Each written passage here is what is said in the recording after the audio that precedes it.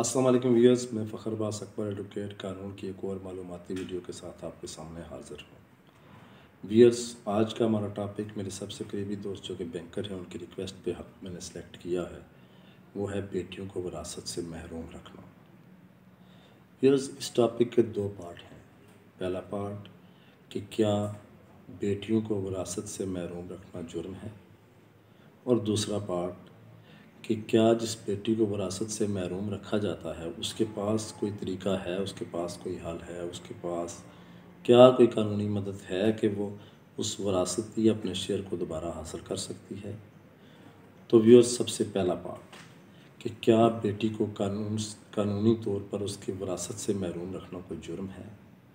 तो व्यूअर्स, इस्लामी लिहाज से भी बेटी को उसकी कानूनी विरासत से, उसकी जायज़ विरासत से, उसके शेयर से महरूम रखना गुनाह है और ये जुर्म है, जिसके बारे में मौलाना तारक जमील साहब के कई खिताबात मौजूद हैं।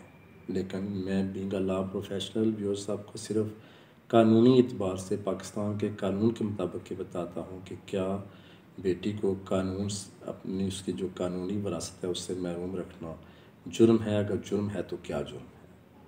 व्यूअर्स, पाकिस्तान पीनल कोड की सेक्शन 498A कहती है कि किसी भी औरत को सक्सेशन की ओपनिंग के वक्त उसके विरासती शेयर से महरूम रखना, चाहे वो गैर कानूनी तौर पर या धोखाधड़ी से, ये जुर्म है और इसकी सज़ा 5 साल कैद और 10 लाख रुपए जुर्माना है। अब इस सेक्शन को अगर हम एलोबरेट करें, इसको हम आगे डिफ़ाइन करें, तो ओपनिंग ऑफ सक्सेशन का लफ्ज़ है। सक्सेशन कब ओपन होता है? मसलन जब किसी का बाप, उसकी बाप की डेथ हो जाती है, उसके आगे बेटियां और बेटे हैं, जब उसकी वरासत आगे बच्चों पर मुंतकिल होती है तो उसको ओपनिंग ऑफ सक्सेशन कहते हैं। उनका सक्सेशन, उनकी जानशीनी ओपन होती है और वो जानशीन बनते हैं।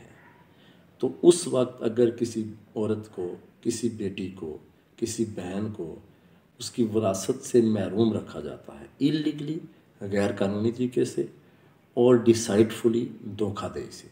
अब गैर कानूनी तरीका क्या हो सकता है? किसी दौर में ये लोग करते थे, शायद आज भी करते होंगे, कि वो अपनी बेटी या बहन का हिस्सा लिखवाते नहीं थे, उसका नाम ही विरासत में नहीं लिखवा देते और इसको आगे मुंतकिल करा लेते थे, और उस तरह वो अपने जो जायज़ शेयर था वालिद का उससे महरूम हो जाती थी। अब डिसाइडफुली क्या है?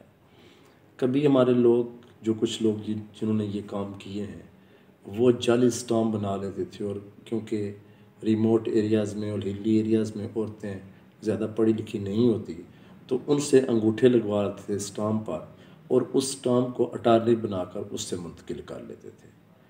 तो व्यूअर्स, पाकिस्तान पीनल कोड की सेक्शन 498A के तहत ये जुर्म है और इसकी सज़ा 5 साल कैद है और 10 लाख रुपए जुर्माना है। अब एक और बात कि क्या अगर किसी ने ये जुर्म किया है और उसने 5 साल कैद और जुर्माना भुगत लिया है, तो क्या उसके बाद वो विरासत रखेगा अपनी जो बेटी की है या बहन की है या किसी की औरत की है? तो इसका जवाब भी है नहीं। ये सज़ा उसके सिर्फ जुर्म की है जो उसने किया है।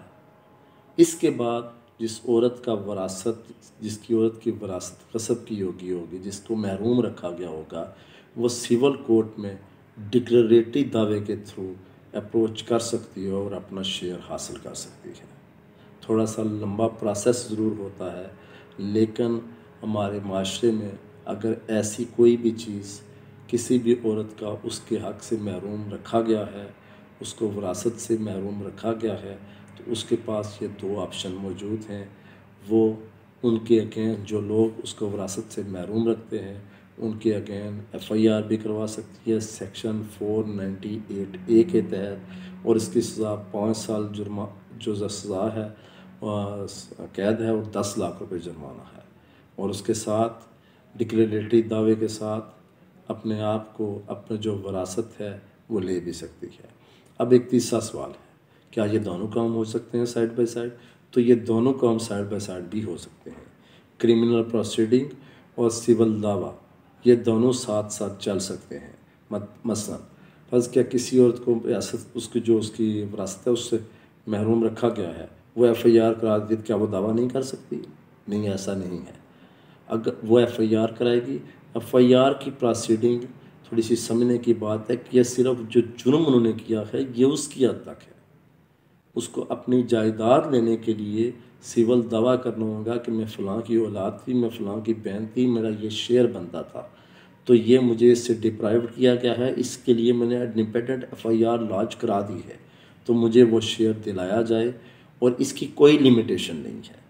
ये मैं आपको बता देता हूँ कि 50 साल बाद भी लोगों के दावे इसके बारे में डिग्री हुए हैं, इसकी कोई लिमिटेशन नहीं है।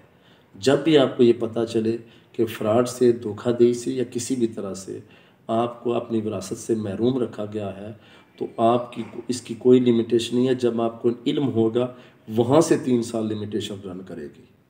जब इल्म होगा तो इल्म अगर 50 साल बाद होता है तो फिर भी ये दावा हो सकता है, अगर इंतकाल के वक्त होता है तो फिर भी ये दावा हो सकता है। जब ये इल्म होगा तो वहाँ से ये लिमिटेशन स्टार्ट होगी, और आप अपना वरासती जो शेयर है वो हासिल कर सकते हैं थ्रू सिविल कोर्ट दावा दायर के डिक्लेरेटरी दावे के साथ। तो व्यूअर्स, एक छोटा सा टॉपिक था, इसको सुनिएगा। बहुत शुक्रिया।